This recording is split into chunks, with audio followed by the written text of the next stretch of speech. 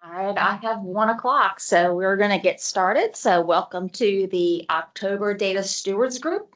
Welcome, everyone.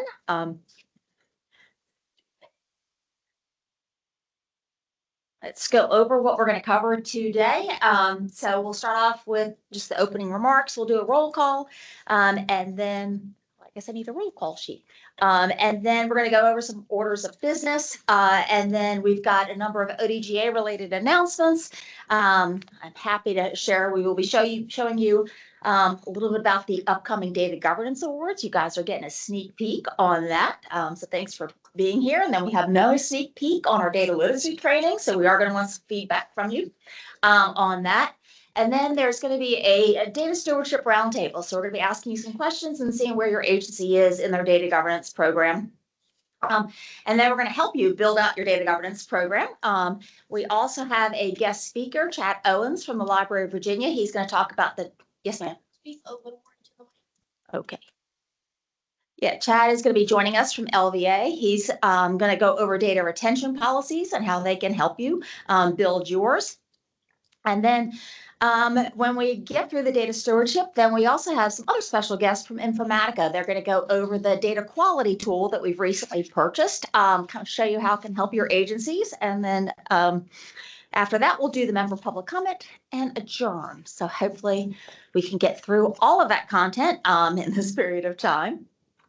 So I do want to remind everybody why the Data Stewards Group is here. We are in the Code of Virginia as an official body, and the purpose is to implement data sharing and analytics projects, promote the collection and sharing of metadata by registering assets in the data catalog, and ensuring data quality processes and standards are implemented across the Commonwealth, as well as some other tasks. So that is why you are here. Now, the purpose of today's meeting is, one, we want to increase the awareness of the 2025 Datathon, which is coming up before we know it in April.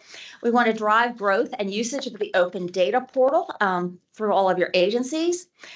ODGA wants to help you guys mature your data governance program. So hopefully we're going to give you some tools and techniques to do that. And then we will talk about discovering methods for you to get better data quality.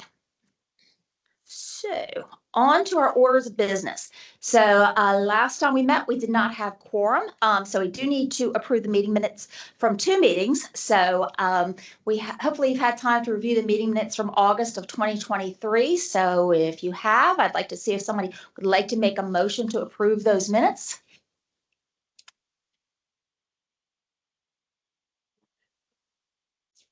August 2023. So Angela is motioning, and then did you want to second it?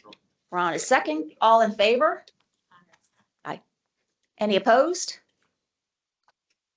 All right, thank you very much. So the August 2023 meeting minutes are approved. Next up are the June 2024 meeting minutes. So do we have a motion to approve those? I believe we need to make one change, right, Rose? Change, yes. Motion to approve with changing my department from motor vehicles to environmental quality and approve the minutes. Okay, with thank that you. change. Thank you. Does anybody want to second that? Thank you, Robin. All in favor? All opposed? All right, the meeting minutes are approved. Thank you very much. And now we're looking for a volunteer. So we do have a chairperson for this group. That would be me. Would anyone like to volunteer or volunteer someone sitting next to you to be the vice chairman?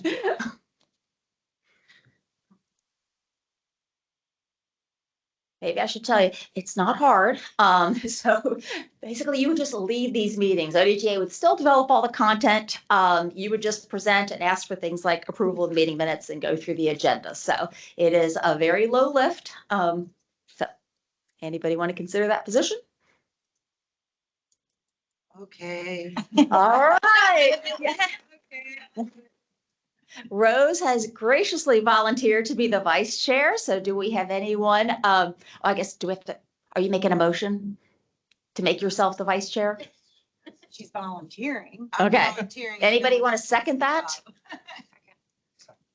All right, we've got a second. All in favor? Aye. Anyone opposed? All right, well, thank you very much, Rose. I promise we'll make it really easy. And as long as I'm here and alive, you don't have anything to do. Okay, so thank you. All right. It's all good. Next up is announcements. So Miss Jessie, if you will come up here.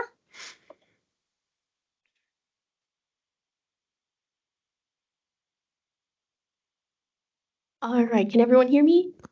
Awesome. All right, so hello everyone. It's great to be with you all. We'll start with the Virginia Datathon. So we will be having our next Datathon in April of 2025.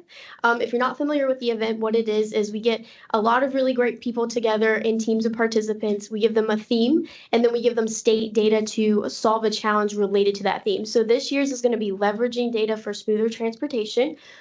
So basically anyone can join, so we can have teams of students, state employees, citizens, doesn't matter, to join the event.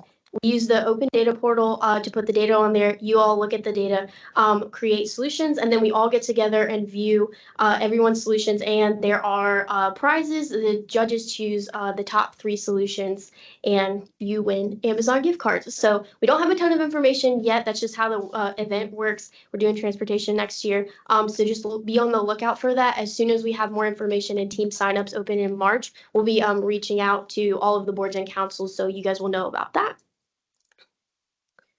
Alrighty, and so with the Commonwealth Data Trust, biggest changes so far since the last meeting is we've welcomed DEQ, we've welcomed Virginia Works, VEDP, and VITA as members, and we are in discussions with the Virginia Commission of the Arts to join the Commonwealth Data Trust. So super cool there.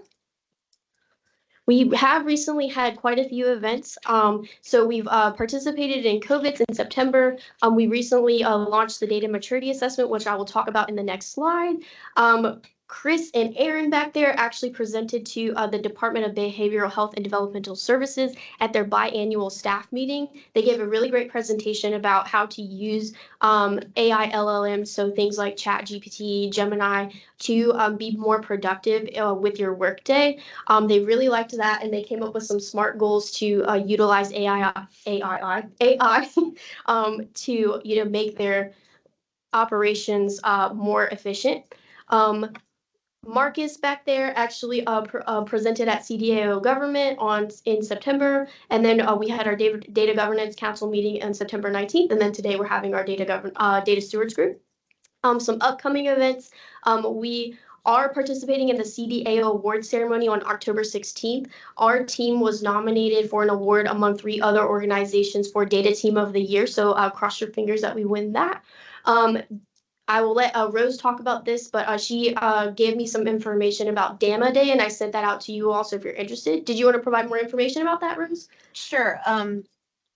Richmond DAMA is the Richmond chapter for DAMA International. They do 2 in-person events a year. This one is going to be on the 16th, Thursday, from like 8:30 to 12:30, downtown Richmond.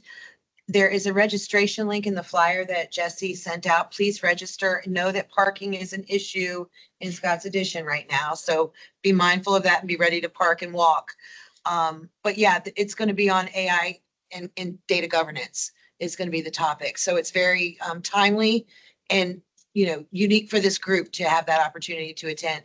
And please send it out to your data folks at your place of employment as well.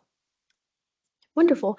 So ODGA is actually speaking at a LVA librarian webinar on October 22nd. We'll be covering the open data portal and how librarians can use that resource for their constituents.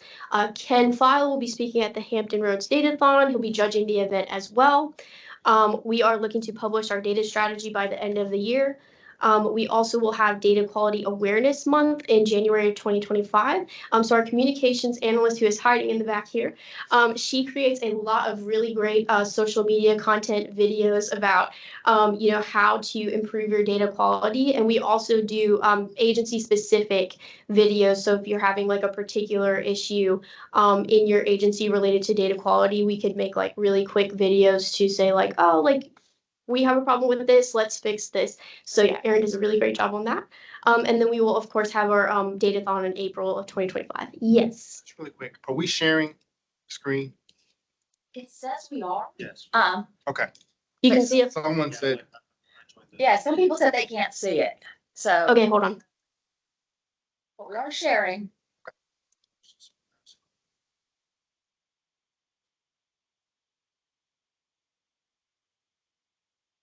I can see them, so. Okay.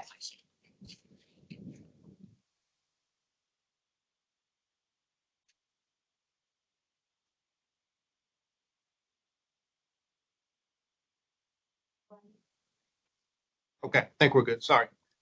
Okay.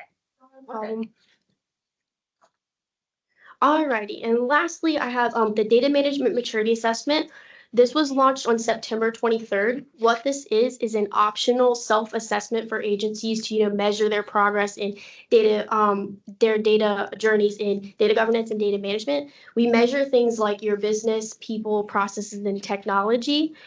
So this assessment, it opened September 23rd. It's open until November 1st. So this year we actually revamped it. It was an Excel sheet. Now it is a Power App. So you go through the Power App, you submit it to us, and then shortly afterwards you get your results in a Power BI dashboard. And with your results, it'll tell you like, oh, I answered a 1 on this question. Here's what you do like to improve your score on this question, this particular area of data governance or data management. So it's a super cool way for us to see, where agencies are struggling, where they're doing well, what services can we offer to, assist agencies in their data governance and data management. And it's also a good way for agencies to, like track themselves year over year. What changes have you made? Has it made it better? That sort of thing. So super cool. It's due November 1st, and we sent out the assessment to a predetermined list of people from the agency. So if you're interested in knowing who that is, if you weren't the person, just like ask me after the meeting and I can help you there.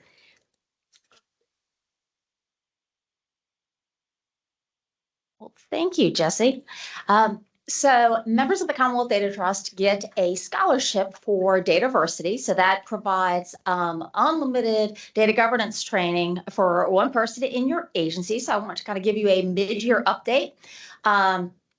So there are a total of 900 classes available on Dataversity. So far, the Commonwealth has completed 193 of them, and there are also 84 classes in progress. So we've got a lot going on there. I do want to call out the top 5 learner agencies. So these are the folks who have taken the most classes. So it's VDM, VSP, DSS, SHIV, and VCCC, which is Community College System. So, but Rose is going to Knock them all off. she is going to knock them all out. Exactly. Them all off. But I thought you'd also be interested in the most popular classes. And to me, the theme is everybody's kind of just getting started. So what is data management? What is data governance? That is kind of where the agencies are. Over time, we will probably see more of the intermediate and advanced classes, but these are the popular ones right now. So if your agency is in the data trust and has not sent me who you'd like to get the scholarship, please let me know. If you would like the scholarship and are not in the data trust, see Jesse or Valerie or anyone, and we can get you signed up. So next up. Yes. Is there a set cost if you're not one person selected? It is free for the person who is selected. We do have a discounted rate, so we can bill your agency back if you want to sign up through us. Okay. And next up, data literacy. So when we met with the Data Governance Council, I think 2 meetings back, we kind of prioritized the training options that the Commonwealth needs. So one was data stewardship, and that particular class is in progress with the e-learning team with DMV. So that's more of a roles and responsibilities. What do you have to do as a data steward? But then they also wanted data literacy training. And so the way we're addressing this, we have created a draft of the data literacy data visualization. So kind of beginning charts and graphs, misleading graphs and things like that. So we showed that to the Data Governance Council and got some feedback from them. But you guys are the first to see the data literacy preview. The way we were thinking of doing it, but we'd love to get your feedback, was we were going to make short modules, 1 to 2 minutes each, on different topics. So the one you're going to see today is correlation versus causation, but there's going to be some on probability and risk, mean, median, mode, and it's the audience is the everyday state worker. So these are not for data scientists. This is kind of reminding you back in math class, the difference between mean, median, mode, and the correlation, causation, and where you can get it wrong. So I'm going to show you this video, and I would like to get your feedback. Do you want to do little 2-minute modules? Do you want us to tie all these things together and make 15 minutes, 20 minutes of training? What do you want? Because your end users better than we do. So hopefully this will work with sound. Verification.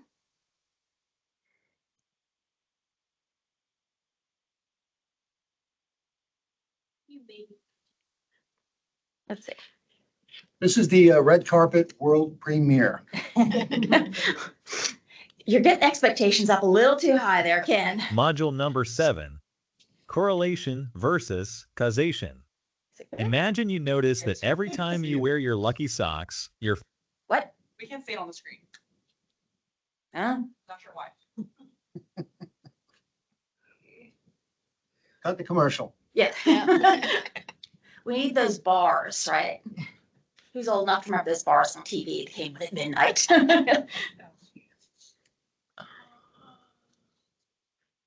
There we go. module number 7, correlation versus causation. Imagine you notice that every time you wear your lucky socks, your favorite team wins. Does that mean your lucky socks cause your team to win? This scenario highlights a common misconception, the confusion between correlation and causation.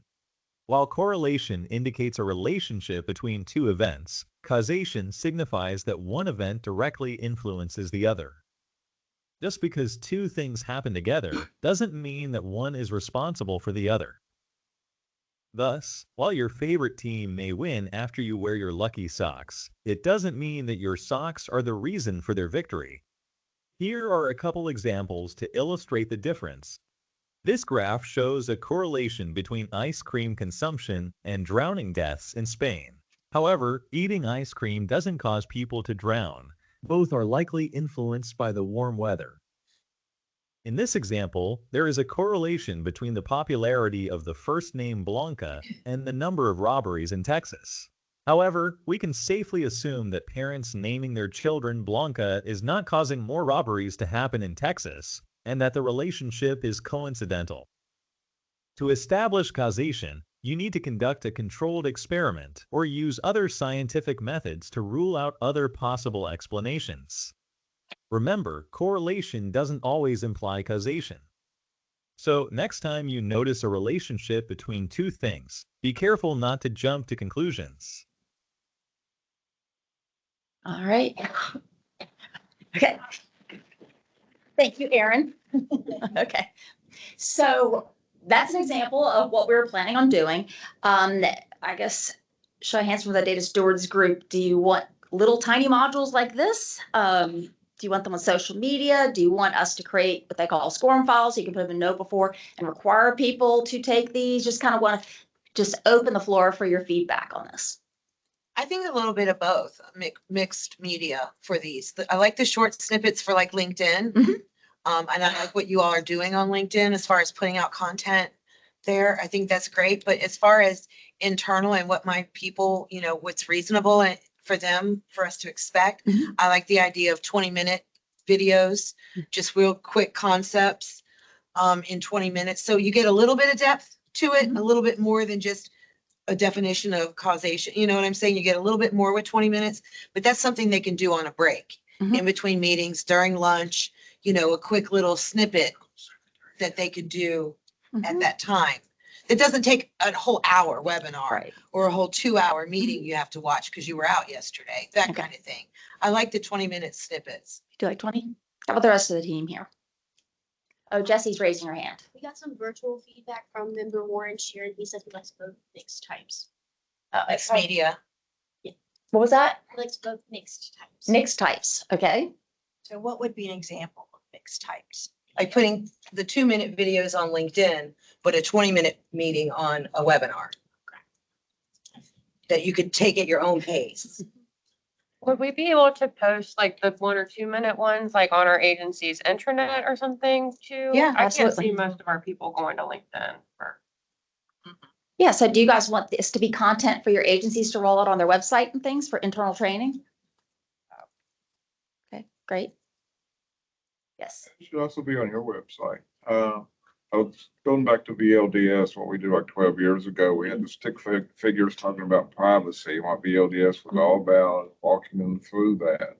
And we really got ahead of the curve because there were privacy concerns at that point. But we did a really good job with that video, and we got feedback from other states who copied it. And it's still on our website. It's about maybe 10 minutes, maybe less than that. But it's still popular. It's still on our website. So Right. things like that can really help. Having them available on the ODGA resources page. I mean, Okay. that's a great place to direct people. I like to try to direct people there anyway, so they can find. That's what we do too. We stuff. send everybody the link. Here's our resource page. Opportunities we have to direct people to the OGDA page. Yeah. We should take advantage of that because there are additional resources they Right. might not know are available that we can, bring to their attention at the same time. And is it simple enough or do we need more examples like in this? Because I found a whole website of these, they call them spurious correlations. And so to me, they're really fun, where people see correlation that doesn't exist. And some of this is to Right. fight misinformation out on the internet, right? If we can teach people how to use critical thinking skills, I mean, that can help in a number of ways. Be an example of spurious correlation that would be more realistic in research that would come up. I like the ones that are they're the socks. I mean, it's obvious, but one of the things that I work on is bias-based profiling with DCJS here. And so something like that might be a little more complex necessarily that people Okay. would, it's not going to be so obvious. Yeah, we can do that. Maybe something related to state service, because I could see this as a talking point. You present to a group and say, and what's an example from our. I mean, if you guys could give that to me, that'd be great, because I did find a lot of spurious correlation, but some of it had to do with certain news sources, right? And then it might be sensitive topics. So if you guys can provide examples, we're happy to include it. I want to be, sensitive to all of our Right. constituents. Do you know what I mean? Yes. When you're doing a contrast and compare like that, I appreciate that you gave examples of correlation, but you didn't give any for causation. Oh, okay. I think the direct contrast between the two would be clearer with additional examples. That'd be a great suggestion. Yeah. Thank you. All right. Well, we're going to be making more of these. Would you like us? Oh, yes, ma'am. Thank you. I really appreciate the video. Hi, everyone. I'm Latoya. I'm a data analyst at DBHTS. This is my first meeting. I love the video. And since you mentioned sensitivity, I noticed that there you could maybe make more diverse images and graphics and have different skin tones to the graphics and the GIFs that you're displaying. I would like to see that. Great. Thank you for that feedback.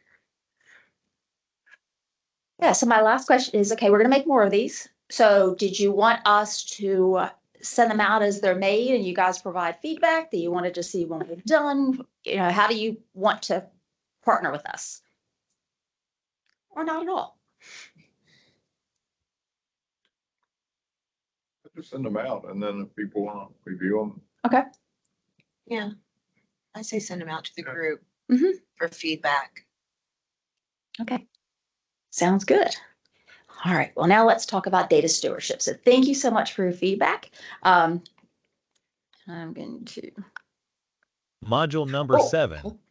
correlation versus causation. Now we have to get that little person Imagine to you be notice quiet. that every time you wear your lucky socks, your favorite team wins. Does that mean your lucky socks cause your team to win?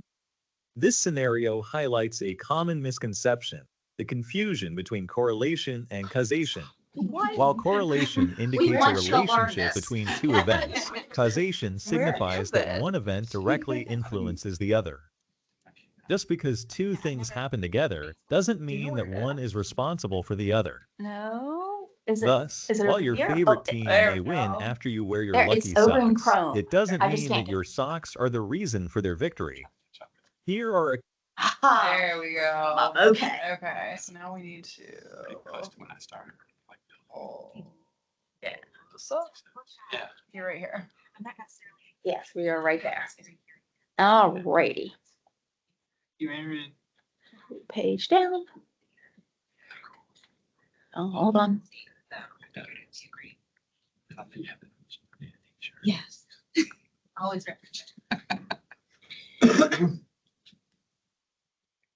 Next. There we go. All right. So now it's going to be roundtable time. So I wanted to kick this section of the meeting off with the responsibilities of a data steward. So if you're not aware of this, please see me after class. So by definition, the data stewards are responsible for managing the data quality in your agency, as well as the metadata, addressing data access and security in partnership with your security team, understanding the whole data lifecycle management from, creation of the data all the way to retention and archiving, and also communicating with stakeholders and ensuring compliance and ethics. So that's kind of part of your role. So we're going to talk about what you've got going within your agency so far. So I've got some questions for the folks here. So my first question is, do you have a data strategy? And would you be willing to share it with the members of the group? And it is okay to say no. If you remember back to the data diversity training, most people are saying, what is data governance? So it's okay. We're on this journey together. But if you have a strategy, we'd like to share it so that other people can learn from it and leverage those assets. So I guess by show of hands, does anybody have a data strategy? Marcus.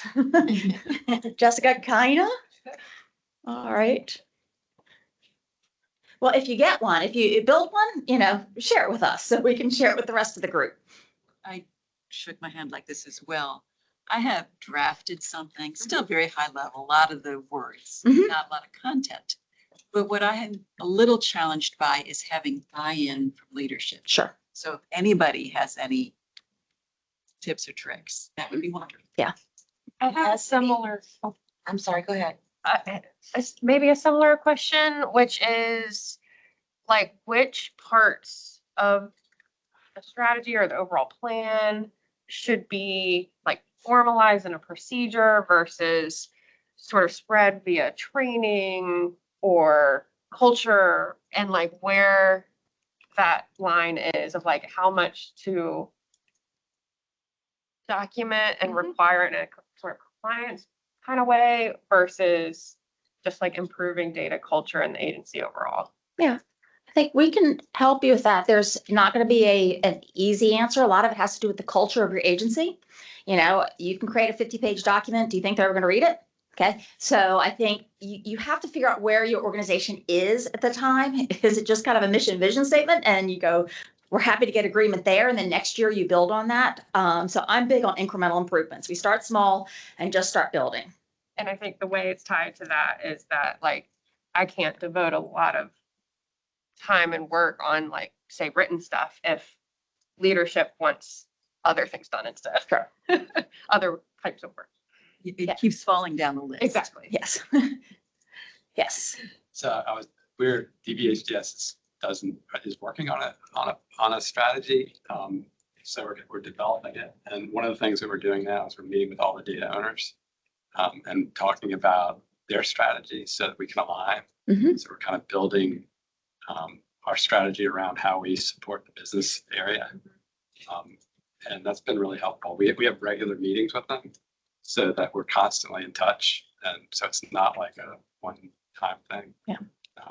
So we're using that to sort of build something that be meaningful in, 3 months. Yeah. If you remember with the agenda, we're also going to be talking about how we can help you get going on all these things. So don't feel bad. We've got some tools for you and we'll keep creating more tools. Yes. Back off of what John says, I'm in one of those meetings, so I've been experiencing the consistent meetings and the development of the strategy. And I think one of the helpful things is to, if it applies, find maybe a smaller group within your agency that has done these procedures on their own, and then communicate those up, because I think our data governance team is leveraging a lot of the work that we've done in our small business data team to use the best parts of it for the larger agency. Yes, ma'am. Mitzi wanted to provide some advice. She said data governance is about thinking big and acting small. Okay. All right, next question. How many of you guys have established data governance policies for things like retention, metadata management, data quality, data security? You see the list up here. So how are we doing? No? Yes, John? So we've created, we have 5 that are getting ready to be approved. We have another, we're hoping by the end of the year, we'll have somewhere like 15 or 16. So it's, Anybody else have anything? All right, well, next question then. So how are you handling your data owner, custodian, and data steward training? And are you providing any data literacy training to your employees today? I have answers to all these questions for you in the next section.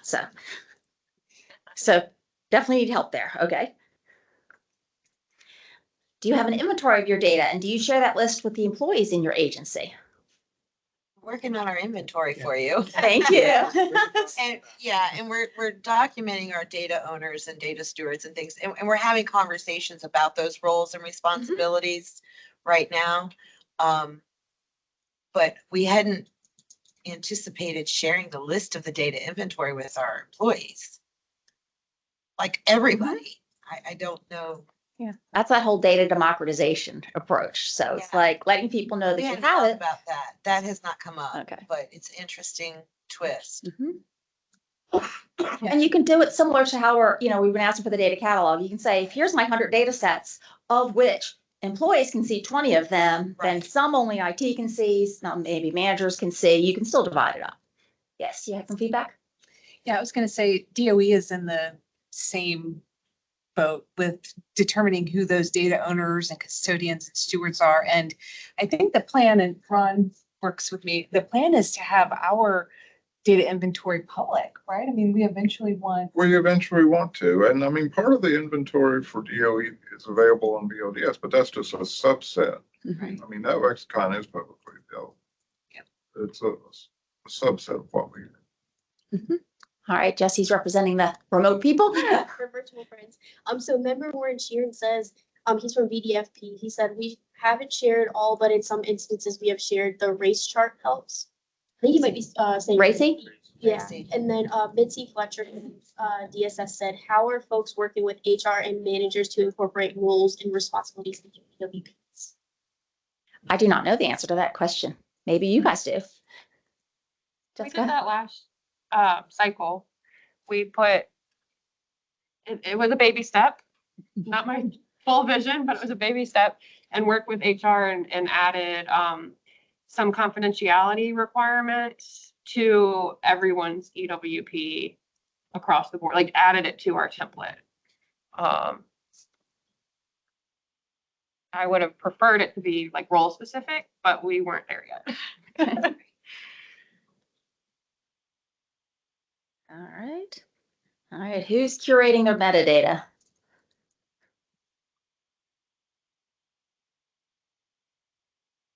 Marcus, you can't brag like that. So we can help We you. have some stuff in Excel, but we're really waiting to get the purview Yeah. tool from Okay. Okta. Great. We have Excel and we use BODS lexicon, but really to do this properly, you need a tool. Mhm. Right. Because what happens in the VODS world is that new year comes around, new valid values change, maybe you add some columns, you got some new data elements, doesn't get updated. Mhm. It's just Right. because it's an ongoing thing. Yeah. Right. You also need to document stuff that isn't valid anymore. Mhm. Oh, we don't do that anymore. We're trying to incorporate we just started this, incorporate our process into our like data system change process. So Oh, it's a that's great. step in that process so we don't lose track of those changes. I can't tell you if it's fully successful yet, but It's an attempt. It's an attempt. Don't worry. Okay. And what are you guys doing for data quality?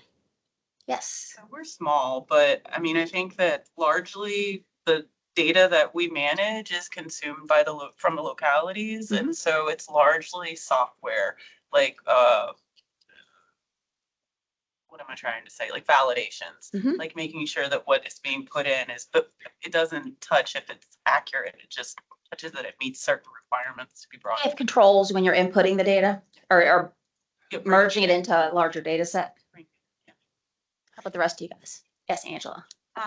Virginia State Police has just gotten an online repository called for Beyond 2020, a vendor to add onto our crime data repository for traffic stop data, demographic data.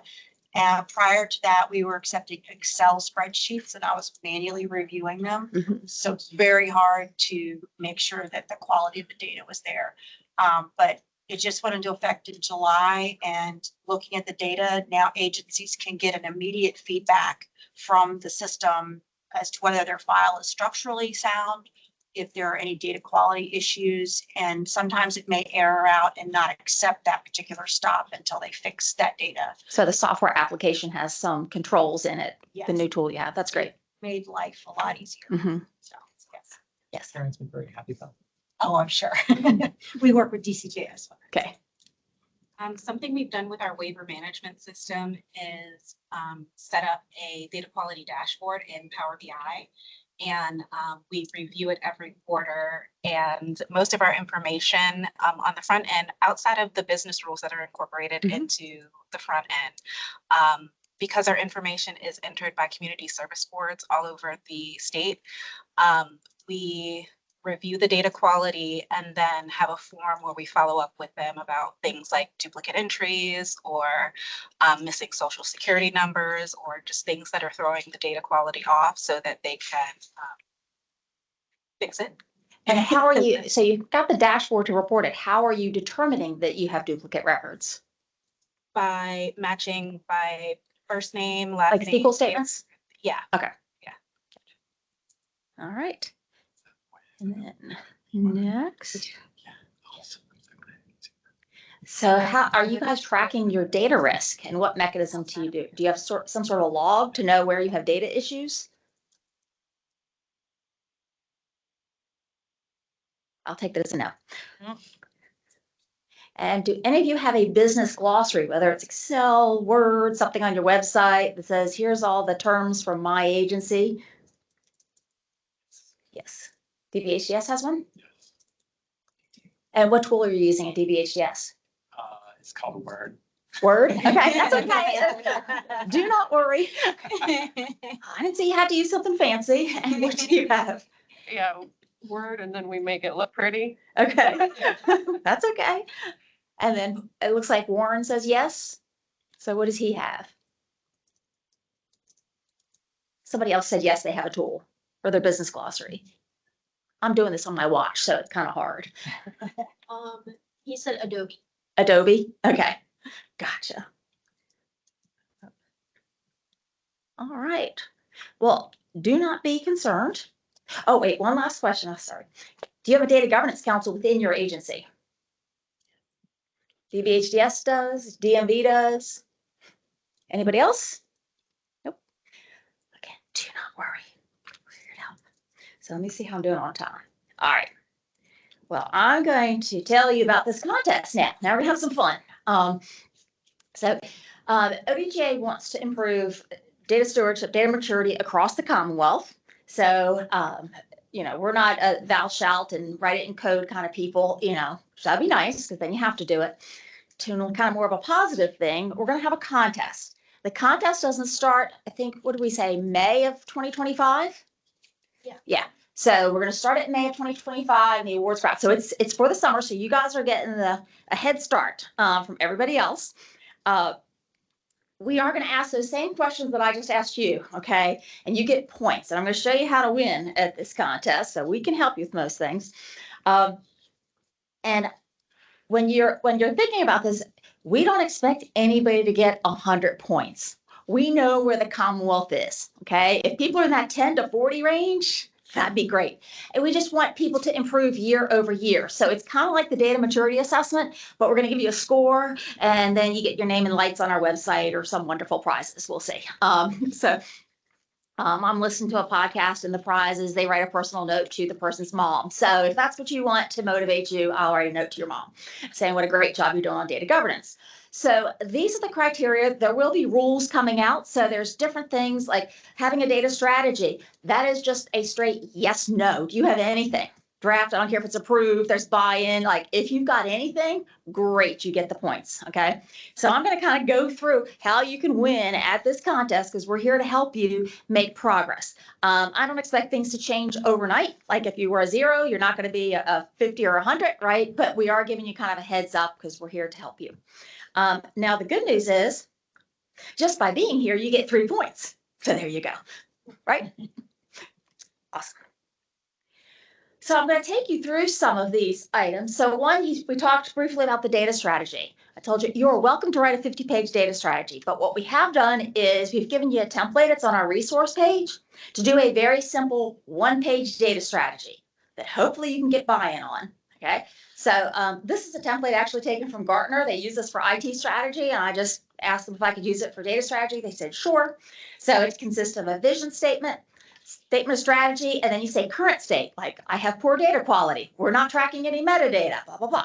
My future state is I want to do data visualizations that are 100% accurate. Therefore, I need good data quality. So what does that vision look like, right? So if that's your future state, your current state is we're not there.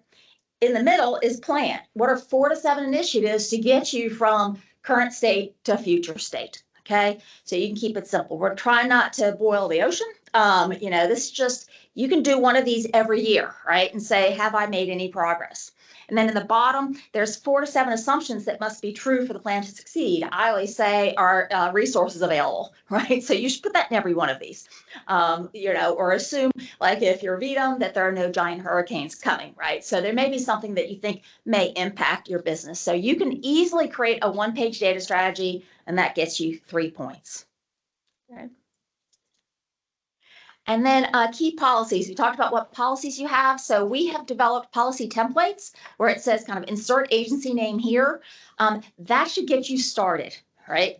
It's better than nothing. And then just customize it for your agency. So you may have some kind of cultural change or, terminology that you use. So we do have templates out there for governance and stewardship, metadata, data quality. And when I say policies, I was chatting with Paulos over Teams today about policies, guidelines, standards, and procedures. And hopefully you know the hierarchy. The policies are the thou shalls, right? And you usually get fired if you violate the policy. Okay. So you don't want a metadata policy that says you must put metadata in for every field, because what happens if you don't? Are you getting fired? But like if you violate a security policy, maybe you do get fired. So be careful about policies versus standards. Standard says, we use the first name, last name versus last name, first name in all of our applications. That's a standard. It's not a policy. Okay. So policies should be pretty easy to write because they're the basic things that says, before a system goes into production, you must provide the data dictionary to the data steward or something. Just make it make sense. Right. And then the data privacy and data security. So all of these I've actually bounced against the subject matter experts. So data privacy, I worked with OAG on it. Data security, I worked with VITA on it. So it should align with any government standards. So that should, save you some time there. And then, and if I have this timed right, also data retention, I worked with the Library of Virginia to make sure that everything's synced up with them. And Chad is he on the phone? Perfect timing. So he was scheduled to join us at 1:45. So he's going to give you a brief update on data retention. So hopefully after you hear from Chad, that's the first policy that you're going to write, and that will be 1 down because you get up to 5 points towards your contest for each policy that you've written. So Chad, you want to take it away? Sure. Yeah, I guess I timed that pretty good. I was thinking I was coming in early, but man, right dead on. I'm just going to bug you guys just very quickly to talk about records management and so forth. And it's kind of an interesting little nexus because when we talk about records and we talk about data, data is kind of like little bits of information, and records have a separate definition that I'm going to get into here in just a second. But the way I like to phrase it is data is a couple of bits of information, and when you put them together, it takes on a different purpose. But when you put them together for a specific purpose is when it becomes a record. And the example I like to use is, my name, Chad Owen, that's a data point. My address is another data point. But those two bits of information together don't constitute a record. When it comes to this is my name, this is my address, this is the tax valuation on my home at that address, that's taken on a public purpose and is becoming a public record. Or say, is this person registered to vote at that address for this precinct? That's when those data points have a purpose assigned to them and become a record, if that makes sense. Let me take control here for just a second, and I'm going to try to share my screen here if I can. Share my other screen. That one, yeah. So, not that one. Can you pull Sorry, up the little Teams? camera control thing popped up right in front of where my tabs are. I wanted to go to this tab right here. This is the records management homepage at the Library of Virginia, and I just wanted to highlight a couple of things there.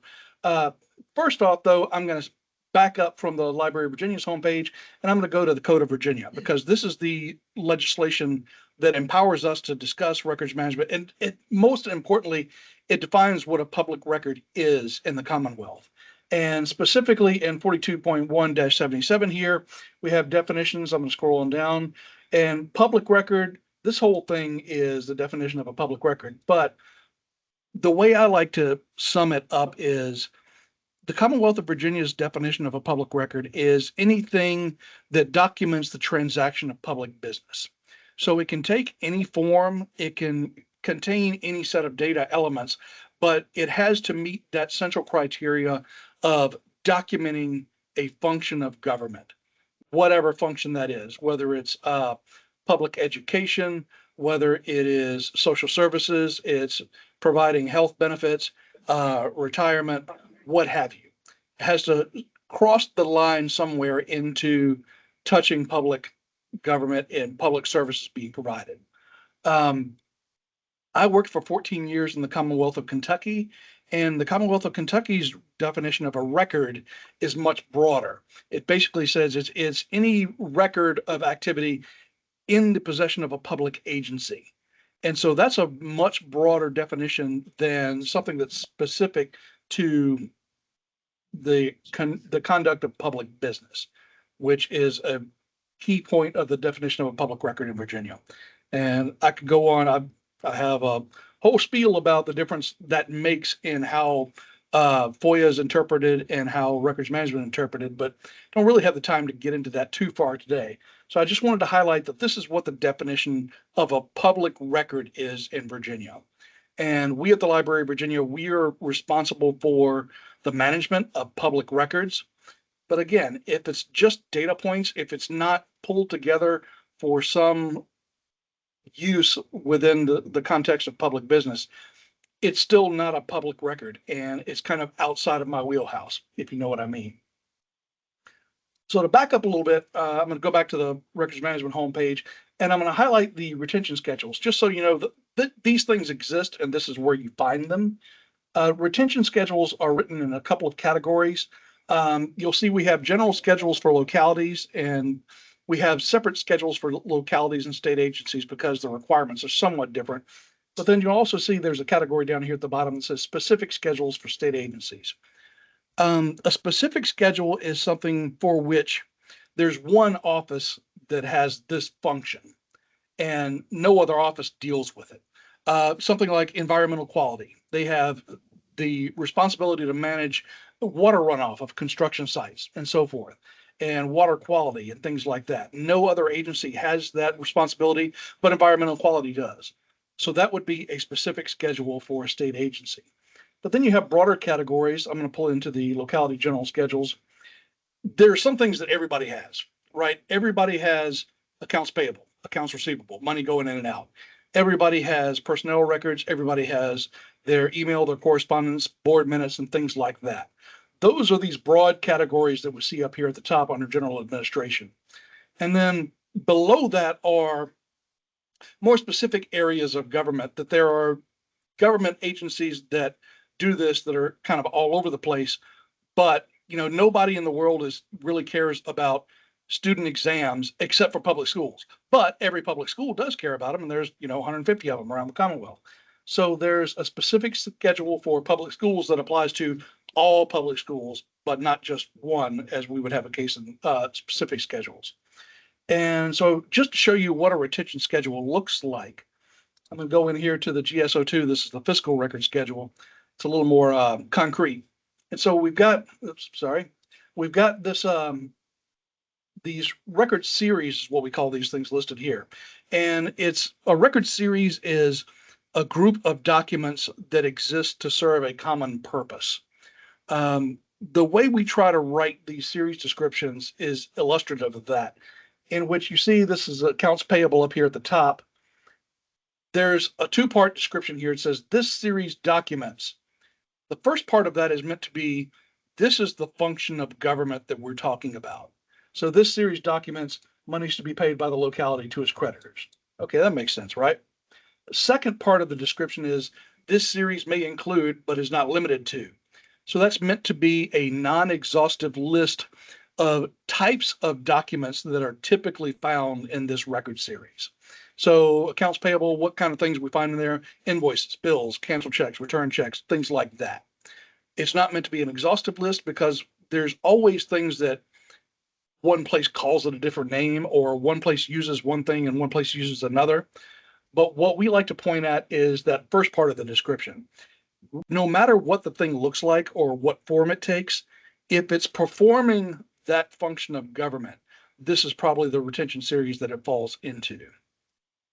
And so then beyond that, we have a series number, which is the way you account for things when you're destroying public records. There's a disposition method at the end. There's three actually. There's non-confidential destruction, which means you can just basically pitch it in the recycle, just simple deletion or something like that. There is confidential destruction, which means if it's a hard copy, you're talking about shredding. If it's an electronic record, you're talking about deleting it in such a way that it's not recoverable. You're deleting it in an unrecoverable method from the cloud. You're overwriting the disk sectors. You're physically destroying the storage media this thing is stored on. And then there's permanent, and permanent, it should be a very small portion of all records. I've been doing records management since 2000. When I first started in this business, people used to say as a rule of thumb, like 5% of everything is permanent. Nowadays, I think it's more like 2%, because we generate so many more records now than we did a generation ago. And the vast majority of records that we generate are ephemeral. When I say permanent within the context of records management in the Commonwealth of Virginia, I mean, this is something that we are going to preserve for the lifetime of the Commonwealth as a political entity. As long as there is a Commonwealth of Virginia, we are going to commit to making this thing available. Everything else is non-permanent. It doesn't matter if it has a retention of 5 years, 50 years, 100 years. If it's non-permanent, eventually it will go away. And so the retention period comes back, this little part over here. There's a two-prong approach there also. There's a number of years, some in a couple of rare cases, months or days, usually years. And then there's a cutoff event. So 3 years after end of state fiscal year means end of state fiscal year is when the clock starts, so to speak. So if I have a document that's generated today, I don't destroy it 3 years from today. I destroy it 3 years from the end of this current fiscal year, which will be June 30th of 2025. I wouldn't destroy that record October 10th of 2027. I would destroy it July 1st of 2028. That's just how it counts. And you will also see down here, there's a couple of cutoff events that we have that are things like after last action or after no longer administratively useful. And those cutoff events are written so that the agency has some flexibility in how they determine that. If you want to say, I no longer consider this thing useful 1 year after we don't have any contact with that vendor, Or if you want to say it's no longer useful after that vendor's contract is over, or you want to save them all for 5 years or what have you. You and the agency are free to define kind of what that means, what no longer useful means, what superseded or expired means, what last action means. It's just a way to give the agencies a little bit more flexibility in cases where that makes sense.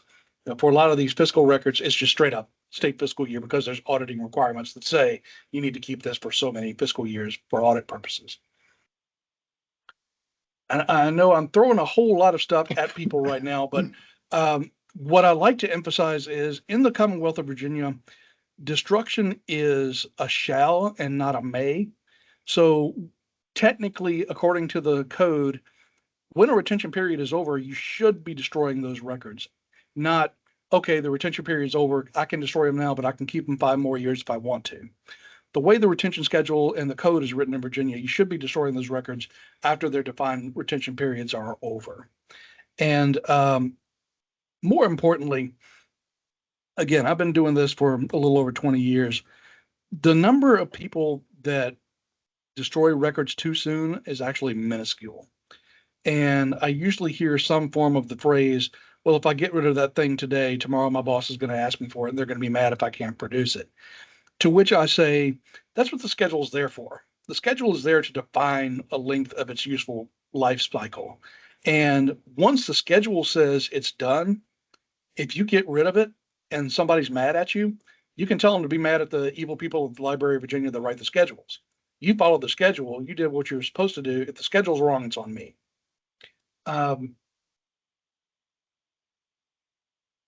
What tends to happen is people are just a little reluctant to let go of things, not because people are lazy or because they're hoarders, just that they don't know what the right thing to do is. And rather than make a mistake and do the wrong thing, they'll do nothing. And so the responsibility just kind of gets kicked down the road until, 20 years later, somebody opens a file cabinet and says, I don't know what this stuff is. I'm not touching it. I'm not taking any responsibility for it, and walking away.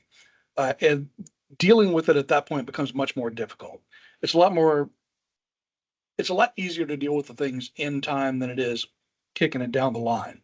And what I have found is when we let people know that these retention schedules exist, and we let people know that we at the Library of Virginia exist to help you understand that the retention schedules are prescriptive, and they say, this is when you can get rid of this thing. If you get rid of it, there's no issue. If you're following the retention schedule and you get rid of the thing after 5 years and it says get rid of it after 5 years and you're documenting your instruction and anybody's mad at you, you can send them to me and I can talk to mad people or mad FOIA requesters or what have you. It's part of my job, actually. But if somebody comes back and says, why don't you have that? You have a reason not to have it. This is not something you just pulled out of your rear. This is the prescriptive time period that you keep these records. This is where we find that prescriptive time period. You followed all the steps, you checked all the boxes and made sure that you did everything you were supposed to do. It's okay to let those things go. If you keep everything forever, it's a recipe for insanity, really. When I give talks, I like to use an example from the TV show Black Mirror, in which there's a world in which people can record everything that they ever see. Ever see, hear, do, say everything. And at the end of the episode, the guy cuts his implant out of his head because he finds that a complete and perfect memory is a curse and not a blessing. That if I have to remember every time I was picked last in kickball in 3rd grade with the same intensity as I remember the birth of my son, not only am I not happy, I'm probably to some degree insane. If you can't separate out the important memories from the non-important memories, it's a recipe for insanity. And the same goes for an organization. If you can't separate out what is vital from what is needed for a defined period of time versus what is not necessary at all, if you can't tell the difference between your founding bylaws and spam, then you're in deep trouble. If records management is doing its job correctly, it's helping people make those distinctions and say, this is important. It defines the identity of our organization. It's going to always be important. This is important for right now. It'll help us get this job done. And when that job is done, we can let it go. And these things over here are not important at all. And we can just let them go entirely. As So like I said, I know I've thrown a whole bunch of stuff at you guys all at Yep. once. I did want to bring up our contact list. This is my contact information and the contact information for all of my colleagues here at the library. We're here to answer questions. You know, sometimes I'll answer the phone and somebody will say, "Oh, I'm sorry to bother you." And my answer to that is, if you're bothering me or not, it's still my job to answer questions. You can make me earn my paycheck. There's nothing wrong with that. Well, You we know. got somebody who wants you to earn your paycheck, Chad, in the Oh, room. hot dog, So right. somebody's raising their hand. So Sling what it. is your question? Hi, Chad. It's Amy Judd. No. This is for- I'm not answering any questions from Amy Judd. Next. This is actually fortuitous because I wanted to speak to ODGA and library about that. Okay. When an agency or a locality provides data to the data trust, are they providing a copy of something that then needs to be managed as well as their own version? Or are you looking directly into systems so that as Vita, if I'm deleting accounts payable information for 2019 and back, do I need to also go to ODGA and say, I need you to delete this as well? So I would say we are not the system of record. So if there's a FOIA request, and let's say you followed your retention schedule and don't have that data, that is the end. We just have a copy. You're welcome to tell us to delete it according to your retention schedules. We will adhere to your retention schedules, but we're absolutely not the system of record. Okay, but you do own a copy of it, which would have to be produced. Or if the FOIA requester can't get it from me, aren't they going to come to you? That depends if we have a copy of it or not. And 99% of the time, we do not keep copies of it. And if we do facilitate and provide a data mart for your use, you, for all intents and purposes, you own that data mart. So that's your data. We don't do anything unless we have your permission. Okay, thank you. Any other questions in the room or online? Oh, that was interesting. Thanks, Amy. I appreciate that. Okay. Yes, Jessica. Just a couple weeks ago, so this is timely. I was looking into our retention rules for juvenile records, and it seemed like there were some gaps, I guess, some types of cases that weren't accounted for. Okay. If we keep investigating and confirm that that's true, because we're in that stage, what do we do next? You like let how- us know. Okay. There's the body that officially approves retention schedules meets quarterly. And that's what we do. If we identify a gap, we want to close that gap. We want to either add, if there's a case out there that doesn't fall into a category we already have, we either want to rewrite the description so it fits into an existing category or create a new category altogether. But we want those gaps to be closed, and we have a mechanism to do that. So just get in contact with us. If you're talking about juvenile justice, it would be my colleague Glenn Smith right now. But get in contact with us, and we will work with you on editing the schedule so it adapts for that missing piece there. Thanks. All right. Well, hopefully you have a new friend in Chad and his team. That was the intention here. You don't have to design these data retention schedules on your own. We've got friends in the Library of Virginia who are experts on this. So I want to make sure you're aware of that resource. I did see that Mitzi had a question in the chat about data classification policy. So in our resource page, it's either in metadata management or data stewardship, there is a classification policy in there. And I synced it up with Amy Braden in Vita, and it has kind of the highly confidential, those tiers and everything. So you can use that. And now it is time for a 5-minute break. Then we will continue on with the data stewardship program and then data quality. So thank you very much, Chad. I think that was Thanks, very everybody. informative. I appreciate you joining us. Oh, yeah. Okay, 5-minute break. So 2:00, I'm gonna make it 7. I'm only giving you 4 minutes because we got a lot to cover.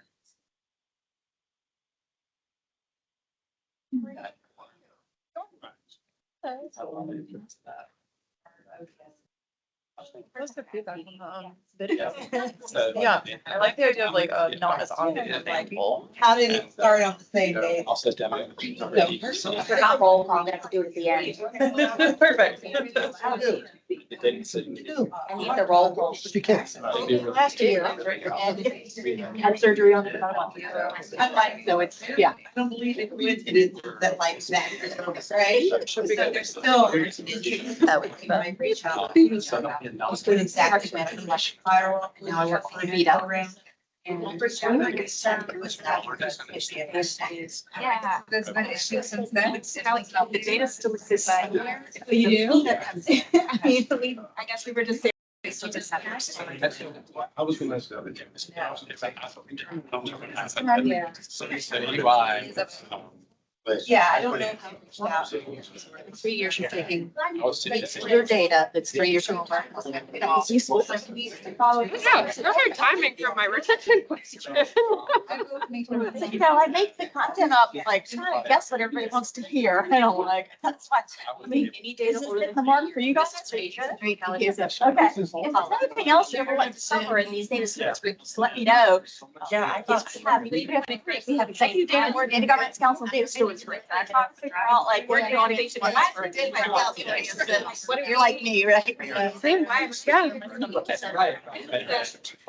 we just sort of accidentally stumbled upon the potential retention loophole. The person who's like, what the hell are we doing? Those people, I'm like under rocks, somebody gets stung every time, but I can help. I'm like, why is this record still here? It should be gone. And then we're going through like the IT. The thing. They haven't been touched probably. I looked up here. Ours were from 2013. Yeah. So they probably haven't been updated. When I was working on the policy, I was like, oh, look. Why she would say that. She does feel like me. She's like, this is great, but I can't. Okay, so they could be right. I need. And we will. Yeah. And I forgot to do roll call too. So I got it in 30 days. Whatever you want to put in there. Appreciate it. Relation issues mean that the data being bad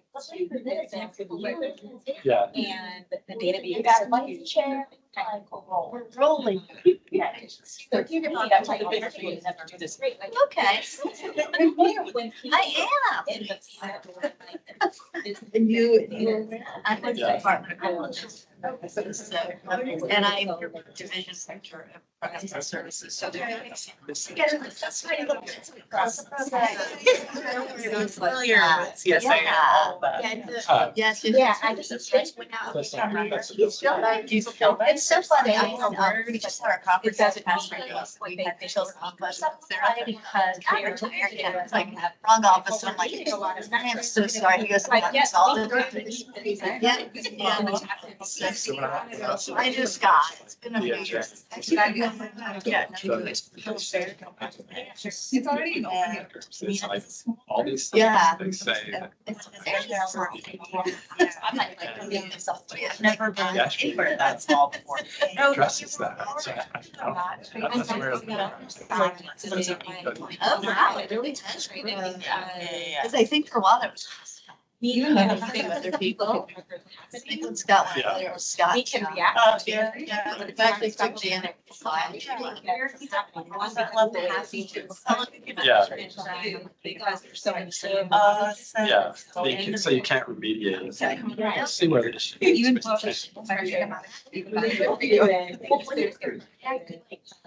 Yeah. Stuff they don't. Is ideal when you're dealing with that. So it's it's the dashboard helps you. Yeah, well, and I think I'll have to a lot. So use it. It's terrible. She's been looking at it. I don't know if she's actually playing. But she has been looking at it. Yeah. She was saying something. Came out. Between the two. Didn't see that. Or something like that. Yeah, I think it's between. All right, we're gonna get At least maybe I We've already started again because we still have a lot of content to go over. We're good, Jesse? Okay. I actually can't say that for sure. 'Cause she was All right. playing somebody else. We don't. And, there, it was, we're doing interviews for, All right, we're ready to get started. and so she mentioned entering that. And I didn't, it was a lot of details. Robin. Just give him a little nudge. Hey. You were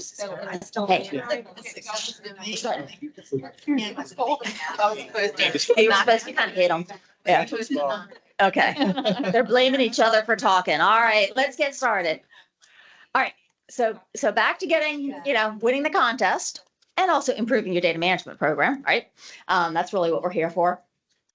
So you guys said you didn't really have training programs for data owner, data custodian, data steward. So the good news is we already have data owner and data custodian role-based training for you. It's available in the Cove LC. So it's up there. You can just assign it to your whoever your owners and custodians are. And then you can also get from us the SCORM files. So if you're using a tool like KnowBe4 or any other learning management system, you can take the training files and load it in there. And that way you can track participation. So from a contest perspective, for each person who takes the training, you get a point.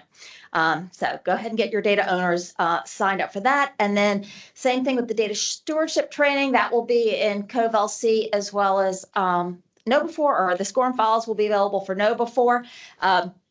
That's in development, but what I have put here is what's going to be covered. So it's kind of what is data governance, what are those roles and responsibilities of a data steward, what is the data lifecycle, and what is a data steward's role in the data lifecycle, and then talking about the NEAM open standards. So that's going to be the content that will be available there.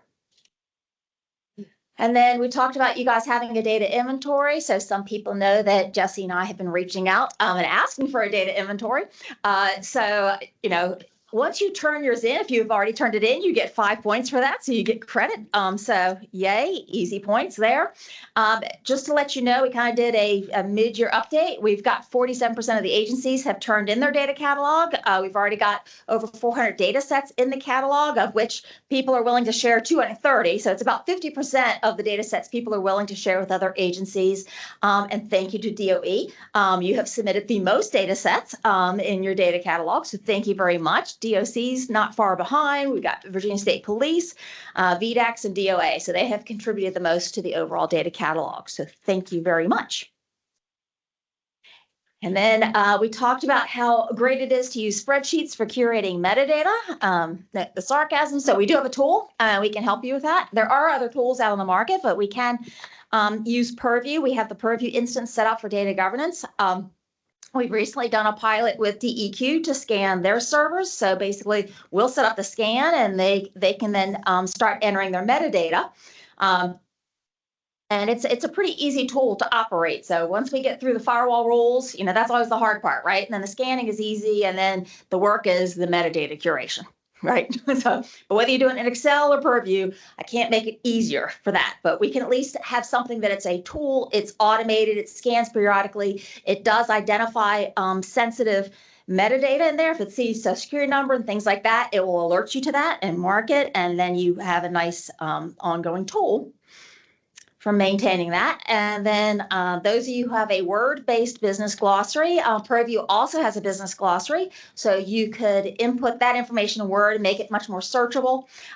So if you don't want to do the metadata, you can just use the business glossary that's in here. We have it set up by Secretariat. And then within that, under the agency. So this is something you can do just for a department, an agency, or the whole secretary. So you can divide up that hierarchy any way you want. And then we can help you also scan for unstructured data. That'll help you build your inventory out.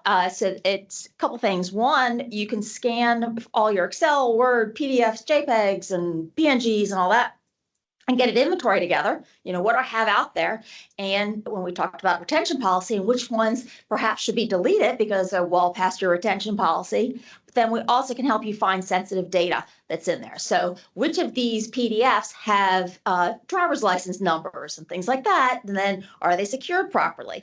When we initially did the pilot with ODGA and scanned things, we found a lot of new hire paperwork with confidential information that we should have gotten rid of once we onboarded them, right? So it reduces your overall risk. So you can talk to us about that, and you get 3 points if we scan you.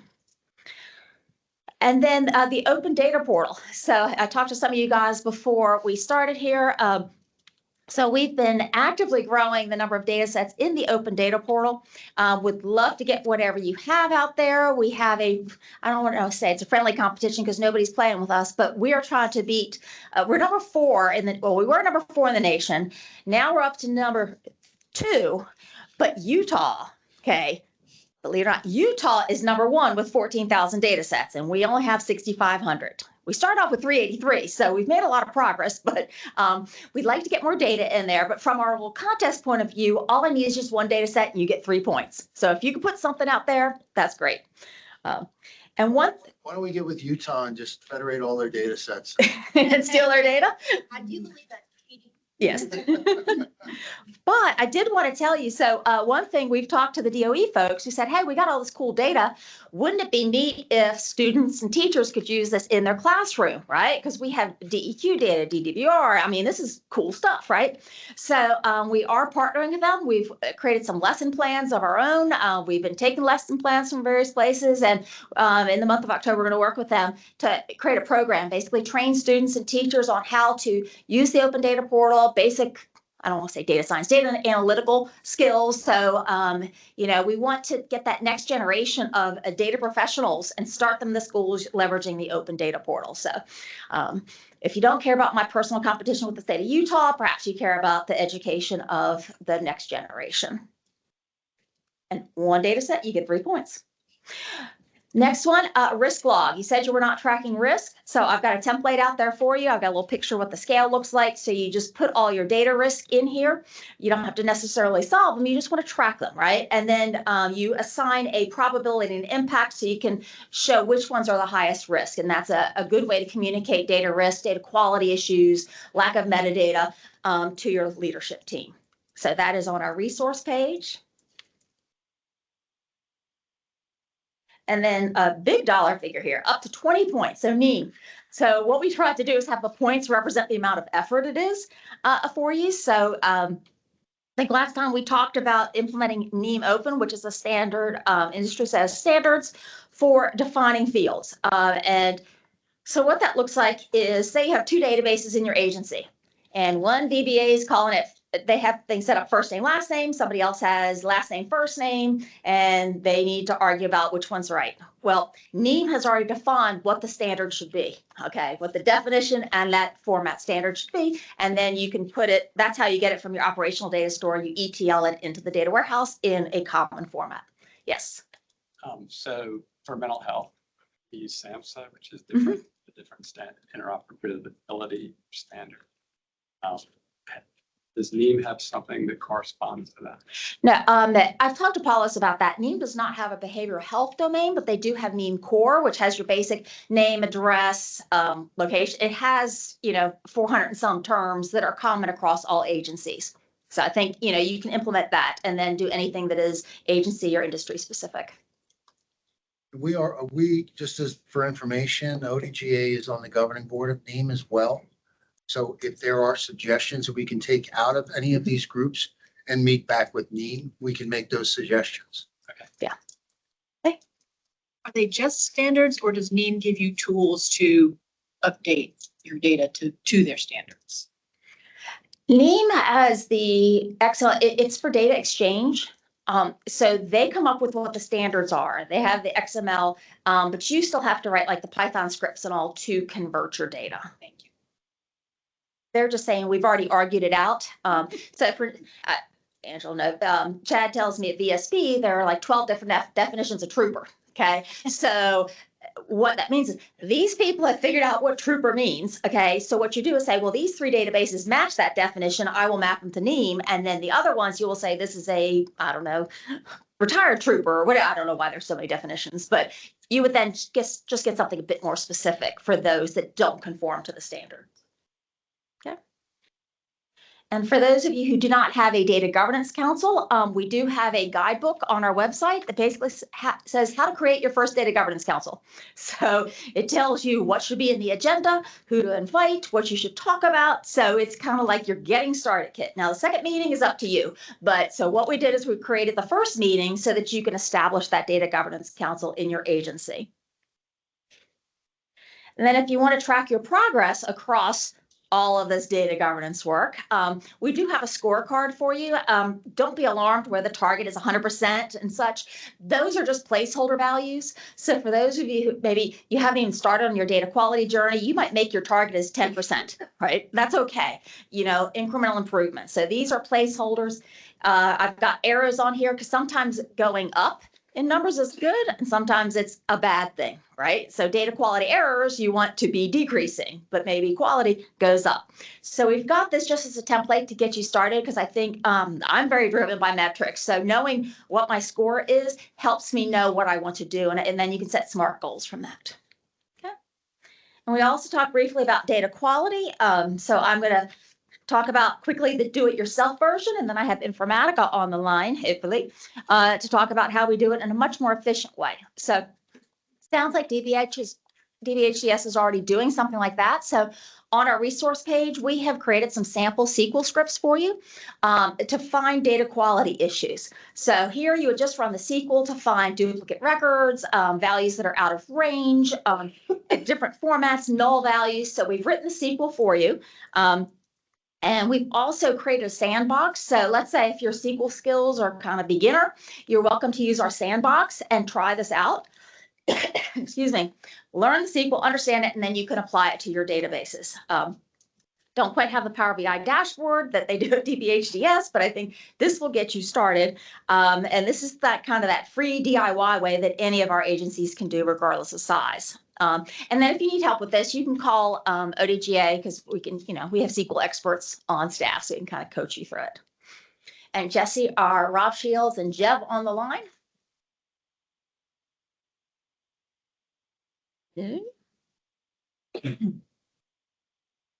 That's all right. I can stretch this out.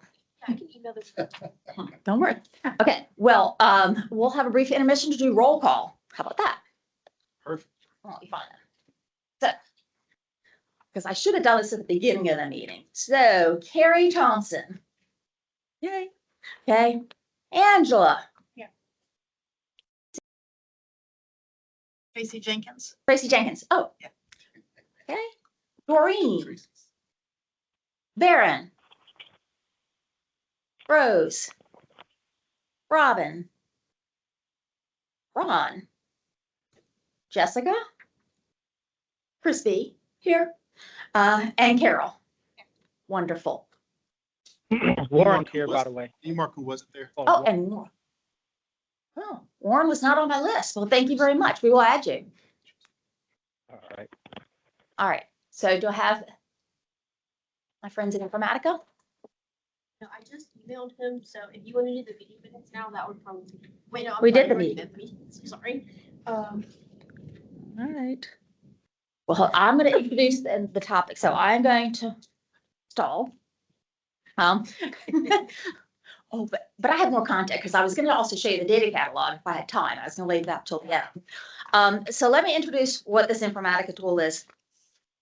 So Informatica, this is a cloud-based tool that can help you with your data quality. And instead of you writing the SQL, they basically written the SQL for you, okay? So that it comes with this dashboard, and you can also create your own rules. So say, for instance, you want, if you're with a DMV and you have drivers who maybe are showing up as being 2 years old or 102 years old, okay, that would be an out of range value. So it would, you could create those rules for your agency that says not just, they know the basics, phone number formats and social security formats and things like that, but then you can have agency specific ones that help you identify those issues. Okay. And so what it will do is, and the way it works technically, we have it set up in the cloud. So we went through the ECOS process, got it approved, so it's all done. So in the cloud, it only stores your metadata. It does not take any of the data off your servers and put it up in the cloud. It's kind of a portal for viewing only. You install an agent locally at your site, okay, and that's where it caches all this data. Okay, so it all stays local. Now we're setting up an agent so we can scan any ODGA ingested data that we have from your agency. So we'll do that for ours. But if you want to use, do it against your servers, you set up a VM with the agent on it, and then the portal will initiate the scan. And then again, everything stays local. And then you see this beautiful view, and you can then start, you'll get kind of your profile that says, 20% of this field is null, 30% of these, this column that has out of range values and those kind of things. And then you can work on remediating it. And you can see that, Bill, Billy, and William have the same address. They're probably the same person. So it'll say, do you want me to collapse these 3 records into one? But Informatica is going to talk more about that. Are they on? When you run the reports that you're ingesting for the data you're ingesting, are you sending those reports to the agencies? We will, yes. So if we have your data, we will be scanning, and then we'll tell you like how bad it is. And you can decide, would you like us to work with the source system? Because again, we're just a copy of your data. And it may not be up to date. You may have run some data quality checks, after you gave it to us or something, but it's better to do it on your live data. Yes. Is there a plan in place for the actual scanning that you're doing, or is it by request? It is by request. So the Data Governance Council has already given us a couple people that want to do it, and that is it's DSS and VEC. I think we're the first 2. So we'll be helping them scan. And so for a novice like me, This is close enough. This is Ken, actually. okay. Have any problem joining? Oh, that's it. Okay, so what's my question? I got distracted. Oh, really? You said you're a novice at this and you have a Chris is question up here tap dancing and treading water here. I'll come back. It's not bad. Too much. Yeah. There's too much going on. I have a question. Mhm. And I have no idea. I'm a novice too, so. Absolutely. Chris has one last tap dance I number. have somebody that's recently Thanks, buddy. taken over a position Mhm. at the agency and Just in a got the whole other invite. section. And he took over for somebody, I guess, had been there for decades, Mhm. and they have just nothing but paper documents. Mhm. I guess they've been scanned in, Okay. but nothing is organized. It's all over the place, and it's stuff about building and grounds management. So it's all different kinds of documents. I did not know what to tell him. But is there anything that they can do to try to organize that rather than manually? So not with this tool. This is going to be for structured data. I think for unstructured data, you might want to start off with the big ID data scanning, at least get that inventory together. And then I think it's going to be hard work. I don't think it's going to be magic, right? So I think what we could do is help you get an inventory. Here's everything that's out there. Which ones have sensitive data? And then you can start kind of cleaning it up, but that it will be difficult. Yeah, it's going to take some work. I wish I had a magic wand. Yeah. I may have misunderstood. Or is ODGA the only ones using Informatica and they use it on behalf of other agencies, or are agencies supposed to get their own Informatica instance? So we would be a shared service provider. Okay. So we have access to this portal. And now, again, we're going to pilot this within the ODGA ingested data warehouse, right? So we have some data, so we can show you what your score looks like and kind of the urgency of cleaning things up. We kind of know, we've done some ETL processes and such, and we know that, I'm not going to name any names, Angela, but we do have toddlers committing DUIs and stuff in our data, which can't be, right? Data validation has been an issue in the Yes, past. yes. So we do have that. So we've seen it ourselves, which is how we knew the importance of this. And honestly, if you want to do anything, AI, machine learning, and even not even as fancy as that, if you want to have accurate dashboards, you need to get your data quality fixed, because the errors that you have in that underlying data become really apparent when you put it up on the big screen, right? And the executives and the governor sees that kind of stuff. So I think all those kind of future things like visualization and AI, you got to get your data quality cleaned up. And, the state's been around a long time. There's the sins of the past, right? And so somebody's got to work through and get this all. So are they on? No, he's grabbing Jeff. So Ken just called them. Oh. Yeah, that's weird. Yeah, when all else fails, make a phone call. Yeah. I thought I had everything arranged for them. Hopefully it was not a miscommunication.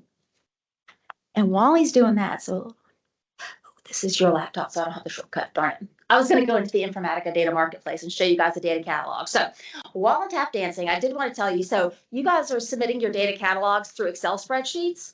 Worst case scenario, I put that up somewhere where you can all access it, but that's not easy to work with. Informatica has a tool called a data marketplace, and I gave a little demo to Marcus. And what you do is we can actually import all the data sets you have with those criteria, whether you said you can share them, aggregate it, do we have to redact things? And it kind of has like an Amazon ordering system. So you can look at it and you go, oh, that's interesting. I'd like that. And then you click on the data set and it says, what's your business justification? What are you using this for? Analytics, operations, reporting, kind of what delivery mechanism do you need? I want it as a CSV. I want to do an API. And then it creates an order, which goes and sends a note to the data owner who approves or denies it. And then it goes from the, whether it's approved or not, to a fulfillment. So does somebody then send it? And you can actually see the status of your orders. And then if you're a fulfiller, you can see how many requests are coming in and send that out. So it's super exciting. And that's part of our Informatica tool. So back to the open data personal contest that you're in with Utah. If we are number 3. No, we're number 2 now. Or number 2, where's New York? New York is number 3. California is number 2. Utah is number 1. Okay. And I can understand California and New York. I know. I That's always what I look to said. New York as like a standard, or I think they do their data really well. They And do. So, And that's I didn't why know I'm burned Virginia up was up about there as this. well. Okay. Because Virginia should be able to beat Utah, don't you think? Right. Right. So, and again, we're the only one playing this game. So Right, once they realize there's a competition, they may start putting more data sets out there. So, but look, it's a fun target, right? We want to try to get as much data out there as possible because we do believe that government transparency is important. Getting information to the citizens of the Commonwealth is key. So this is just a fun way I of still doing it. don't let the other CDOs know this. I'll sit Right. back in the room with, Yeah. He's gonna wait till we're don't number 1 advertise and then it, he's gonna just put the say hammer down, mic drop them. we'll wait till we're number 1. I'll say, oh, Exactly. by the way, did you know? Rob's on now. All right, Rob. All right, Rob. I have given him a brief introduction to what the Informatica data quality tool is, so and why we have it, why it's important. So I think you can take it away.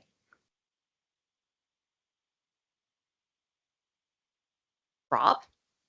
Be muted. Might be muted. Yes, can you hear me? Yes. Hey, sorry about that. I honestly just got this invite maybe 5 minutes ago from Jesse. So Okay. Jev is in the middle of a demo as well. Sincere apologies to you all. I'm trying to find another solutions architect I could bring onto this call. When does this meeting end? Well, I have you scheduled until 2:45. Okay. Do you know why we didn't get the invite? I mean, I literally just got it, Chris, and I do apologize. Okay. Well, we can research that later. I'll find out what happened. Okay. Okay, appreciate it. Chris, maybe you can just speak to it. We don't necessarily need a presentation since we're short on time. Why don't we just have them speak to it? You can kind of. Yeah, Rob, if you can just kind of speak to what the product does, I think that'll be fine. High level differentiators. I don't even know what the topic was. Data quality. I'll tell you what, Okay. Chris, why don't you just take it on over? We'll reconvene with Rob later. Yeah. So, Rob, we'll reschedule you for the next Data Stewards group meeting. Okay. Yeah, sincere apologies to you. There's nothing on our calendar, neither Jev's or mine, or I just got this notice about 8 minutes ago. Okay. All right. So I don't Well, know we'll what work the it out. disconnect was. Okay. Okay. All right. Apologies, Thank you, guys. everyone. Okay. Bye. All right. Well, now I have extra time. So, questions about anything that we've covered? Because I know I went through a lot of content with our contest, and we had data retention. We have lots of material we covered. What would you like to discuss? I do want to bring up the point. This is kind of going back to the previous discussion around people's data strategy, because I thought it was a very interesting discussion around, there really aren't a lot of folks with a true data strategy, and that's okay. I mean, I think we understand that there are challenges presented as to why agencies aren't mature in their data strategy. A lot of it has to do with, leadership direction, competing priorities, which we hear all the time. And then you take into account, do these agencies have bandwidth to focus on things like, data integrity, metadata management, data ingestion, data curation, all this stuff requires skill sets. So, I mean, if you're a business analyst and someone's coming to you about data strategy, that's a difficult, I think I heard basically, where do you start? And I liken that to kind of the position that we were in prior to Chris joining. We didn't really have a data strategy. And we were very much in a similar position, like, okay, where do you even begin with this? I mean, we've got multiple projects, and we're a data office. Right. And we're saying, how do you start? So I understand where everyone is in terms of where, you may not have a comprehensive data strategy. That makes complete sense. But, I would encourage you to, find out where you can start. Work with other agencies to, share information. Certainly work with us. We're here to work with all agencies to try to help them understand where they are and to, sort of get them to the next step. I think that's a great point that Marcus made about having the skill sets and the people with the bandwidth to take on this type of job. Because, when I was at DMV, we were creating these roles because they did not exist. Now that I'm at DEQ, I'm back at square one, creating these roles and floating the concept of a data governance council and assigning data stewardship and doing all of those things. But about your data strategy, I just want to say, make sure that it is related to your business strategy. That's the way you're going to get the buy-in from the executives. And without executive support, you are going to fail. You are 100% going to fail. So if you don't tie your data strategy directly to the business strategy and the top priorities for your agency and show how data can contribute to meeting that mission, your efforts are going to be frustrating and most likely unsuccessful. Yeah, it's a great point. So one thing we talked to the executive data board about for developing the ODGA data strategy was what were their business outcomes? Right. The governor had these priorities, right? Yep. You need to tell me how your agency is going to accomplish those priorities with data, and then we have to align how ODGA is going to support the agencies to support the governor, and so on. And now we're looking at, assigning people data steward roles, data custodian roles. Well, like she said, you got to put that on an EWP, that they need to be recognized for their relationship with data and paid accordingly so that they can be held accountable for their interaction with the data, either creating it, updating it, curating it, sharing it, whatever. So I think a lot of us are in those early planning stages and trying to really get the buy-in from the executives to push the program forward in the ways we need to. And I mean, I'm trying to do that with ODGA and get our data scanned. We joined the trust. Let's get our data scanned. Let's start, when can I get the purview tools? I'm like dying to get my hands on the purview tool, right? We love you, Rose. Yes.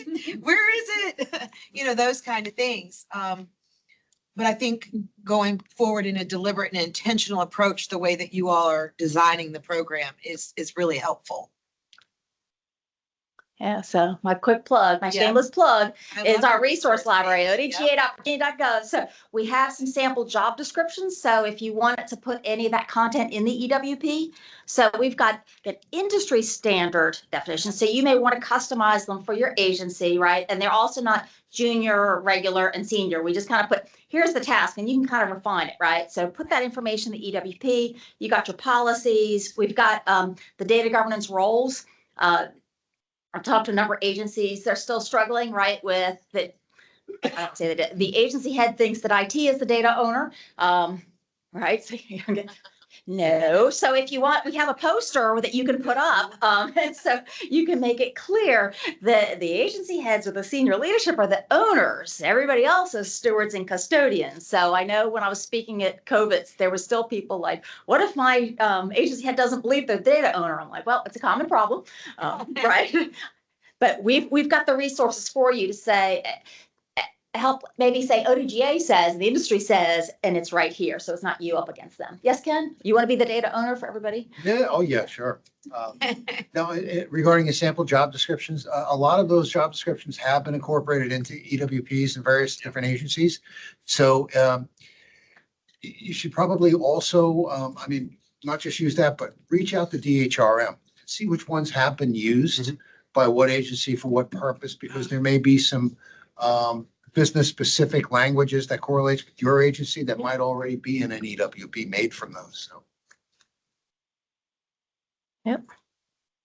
Are there any guidelines or recommendations for like, I guess, the proportion of a position that should be dedicated to these roles? I'm assuming that not many agencies have dedicated roles for these tasks, but like, Well, I mean, I think I think that's what we. just as an example. So let me explain. So we're saying, you know, these are high level terms: data custodian, data steward. You know, that is not a position. You're not going to create an EWP for a data steward, but your data custodian might be your SQL Server administrator. And so think about it in terms of, you know, there might be a current role that you have or a role that you might want to create. You're not creating a role in the EWP for data steward. Right. You're creating maybe that's a project manager who has technical abilities, or a project manager who has who's familiar with, you know, the system of record, and they can sort of speak to, you know, here what the values of these elements are for, you know, given some valid interpretation. So Right. that's kind of I the, think that was exactly my Yeah. question, but putting some how numbers many, to it, yeah, like how many, that role, how many of what how do much you of their need? time is spent doing It their depends regular on- job Well, versus that these depends on the roles? shop. That depends on the agency. You know, how much data do you have? How much data movement do you have? You know, start there. How many systems of records do you have? I mean, I would say if you have, you know, most organizations, they have like one main system that, you know, they're working out of.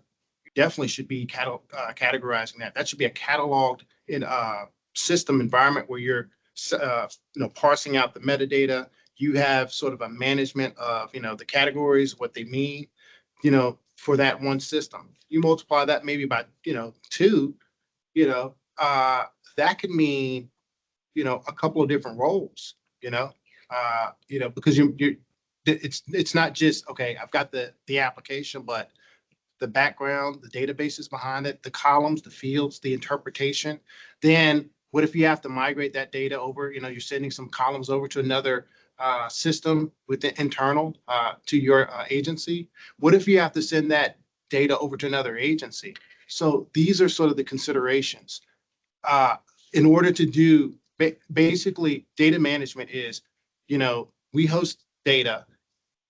We work with this data internally. We, you know, we do stuff, save, edit, all that stuff. And then there's an integration piece that some agencies a lot have, whether it's you're integrating with a system internally, or you could be integrating with another agency, just sending data. You may not even be doing anything with another system. You're just sending data dumps. So what does that look like? So it's all about, okay, what's the workflow process of our operation? Okay. And then in order to sustain that, in terms of maintaining the data, maintaining the cataloging, maintaining who's the person that when other agencies come to us and say, can we look at some of your data? Who's that person? Who's that POC? So those are the considerations that you think about in terms of, okay, if I want to do this, I want to maintain data, be able to send it back and forth, understand what I have. Then you start saying, okay, I need a person to do this, do that, come back and do this. That's what it looks like. That's how you assess the roles and responsibilities. Well, and I would say, you know, focus on your strategy. And Yeah. that's tied to business outcomes. So everybody know about the project management triangle: features, time, resources. You can't have all 3. So if they say, you know, I want data quality to be perfect, and you've got to do it with, you know, just yourself, okay, you're going to have to negotiate and say, okay, if that's the feature you want, 100% data quality, okay, I need 10 people. Well, I can't give you 10 people. Okay, well, with 1, I need 5 years to do this, right? So you've got to kind of manage that, but you can't have all 3. All right. So figure out what that strategy is. If you're targeting 100% data quality, how do you get there? All right. And it may be a story they don't want to hear, but it's important for leadership to understand what it takes to cure all the sins of the past, right? There's a lot of work to be done in these agencies. Yes. And share approach. So DBHDS, we identified all the pain points around data. Talking to all the different data owners and stakeholders in the organization around duplication of effort, being in spreadsheets, not being able to find valuable data. So like figure out the pain points, creating a business case for data governance generally, and then getting buy-in and creating the data governance council just to get people aware of what data governance is.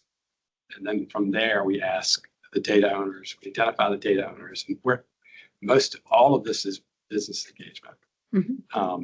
And asking them who their data stewards are, who their custodians are, identifying those people, and it happens organically. It's not like you shall be data steward from here on out. You learn as you go. People have different understanding perspectives on the data, and they sort of they're already doing a lot of it, and it's just a matter of finding them and then creating structure around that. Exactly. So, and then the whole thing ultimately, having a clear business case. So with DBHDS, there's a clear like OKRs around getting the right help right now, which is all about getting the right data at the right time, in the right person's hand. So ultimately that's like what's going to create the business case. Then you can work your way down into who the stewards and custodians are that are going to execute to that. And then the other thing we've been doing is we just hammer it into people's heads. Like we do not stop. Yeah. Like the DDP, whether people like it or not, and we're going to have content whether they like it or not. And we're going to meet with, they seem actually pretty engaged. Latoya, they seem engaged. Yes, people are engaged. And we make it fun. So.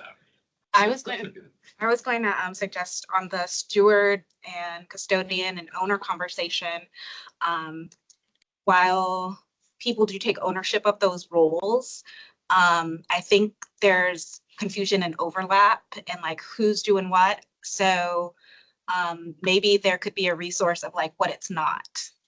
Like, so it just to clarify some more of those roles, because even all of the like standard definitions of those roles, I still get confused. And I'm like, okay, if I think about the person I know in my organization and what they do, are they a steward or an owner? And because I'm very familiar with their professional job or their job role, but then when it comes to this matrix, I'm like, I still don't know. I still am a little confused. Like, I know they're not a custodian. I know they're not doing SQL queries. I know they're not writing policies. But does that make them a steward or an owner or what? Chris, why don't you go over, give us a quick little delineation between data owner, data steward, data custodian. So again, we do have on our webpage this little matrix, and then again, the training classes. So the data owner, let's talk about like the private sector, right? Maybe the COO, the CFO, whatever. So like if you take the CFO and somebody says like their numbers are wrong, they report the wrong numbers to Wall Street. Okay, whose head's going to roll? Well, the CFO, right? They're ultimately accountable, but they're not the ones using Excel every day to figure out those numbers. They have analysts doing that, okay? Those are more like the data stewards and the data custodians. So the data owner is a high-level leader in the organization, like a product manager or something, heading up a division. So it may not be just the agency head, right? It may be something one level down in your organization says they own this area, okay? So that's the data owner. They're the ones who have to tell you, hey, you need to be HIPAA compliant. You need to be this. Now, they may not have the skills to know that, but they really need to know this is CGIS and what that means, okay? Because they're ultimately accountable, not necessarily are responsible, okay? They're not doing the work, but the buck stops with them.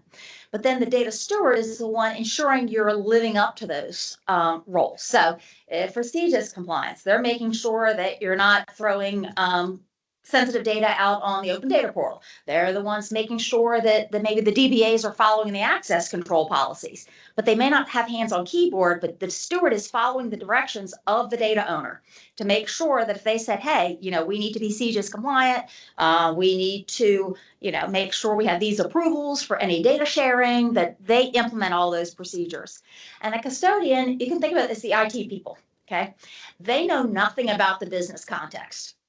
So I used to have a team of DBAs, right? They're like, people would always ask them questions like, well, why does this table that says customer name have different data than this customer table?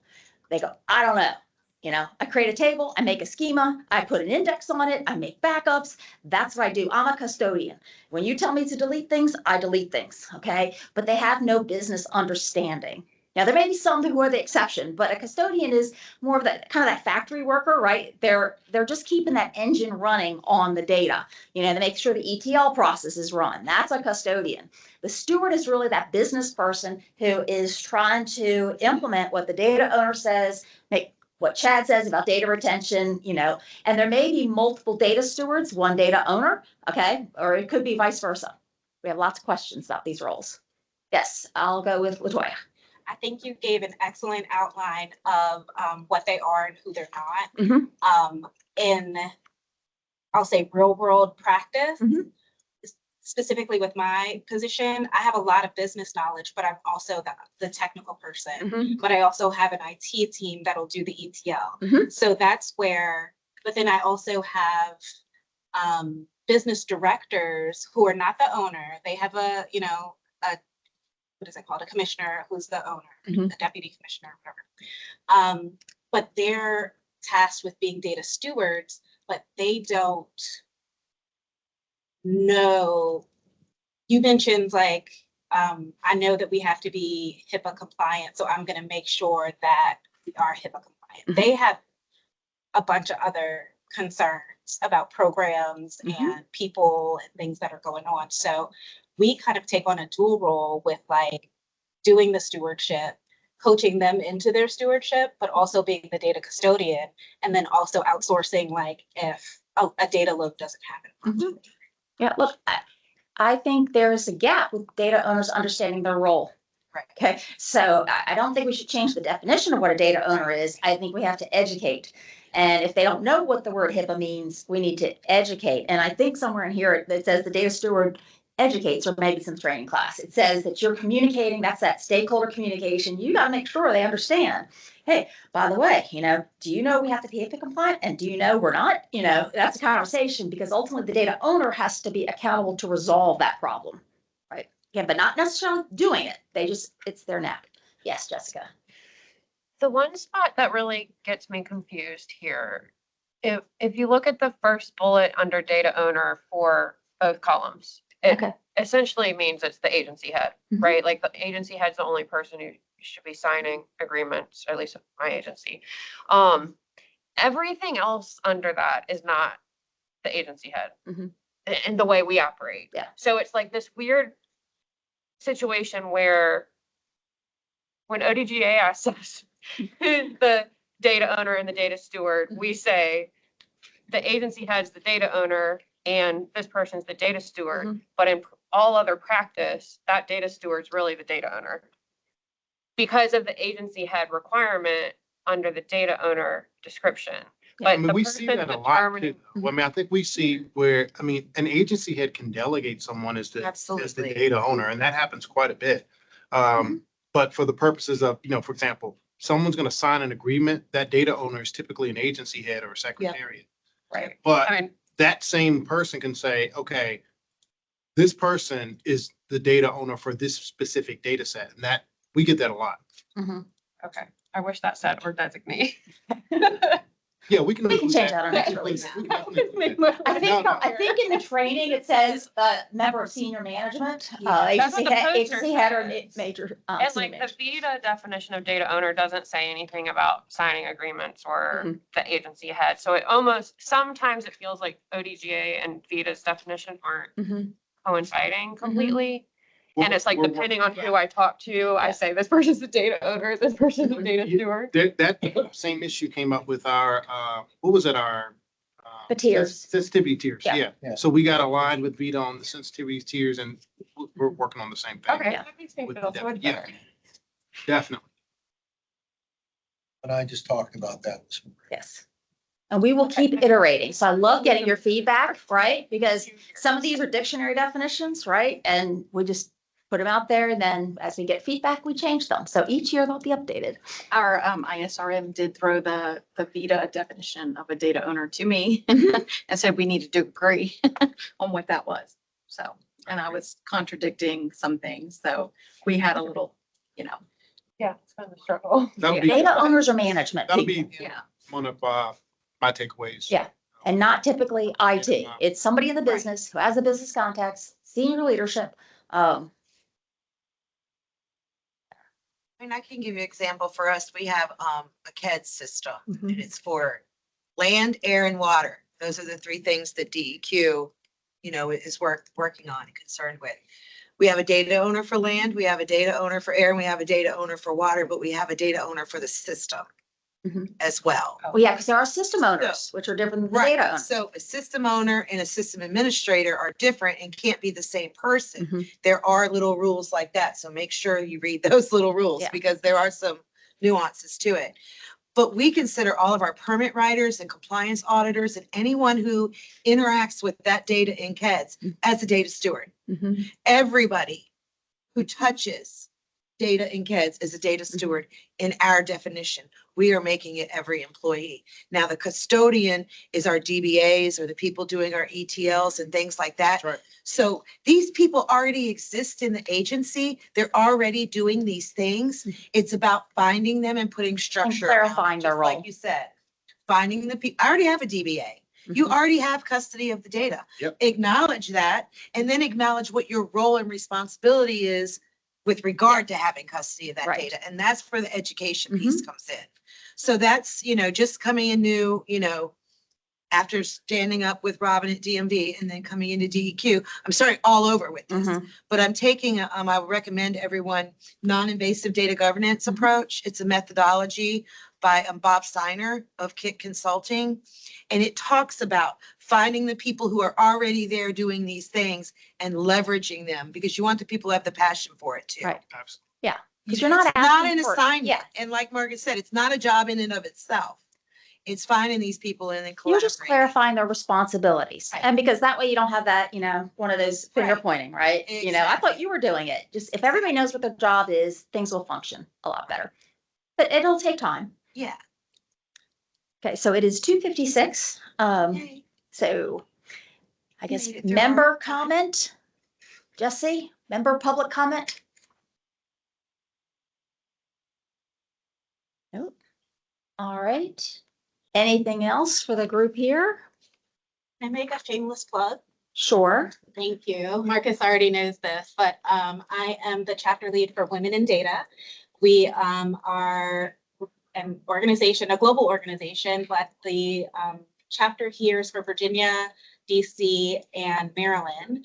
And we have programs every month where we do virtual events that highlight leadership and stories. And we are a group of women, men, all people, but we specifically are working toward establishing more women in data careers. And so some of the things we have coming up, like we have a children's event similar to the teaching that you're doing with how to use open data and the course curriculum. Last year, we did a big event at the Children's Museum in DC. We're doing that again in November with Accenture and doing like contests and things with this school called Excel Academy that's like all girls and getting them acclimated to what it means to be involved in data. And then we just do a bunch of programming and I would love to invite you. Chris, I sent you a link. We have a community and an app online and everyone is welcome. Thank you. All right. You're welcome. Well, thank you for the plug. All right. Well, do I have a motion to adjourn the meeting? Motion to adjourn. Thank you, Rose. Anybody want to second that? Everybody's raising their hands. So I guess we'll say Baron seconded it and then all in favor? Aye. Okay. Any nays? Okay. All right. We're adjourned then. Thank you. Thank you, Chris. Okay. My pleasure. Good.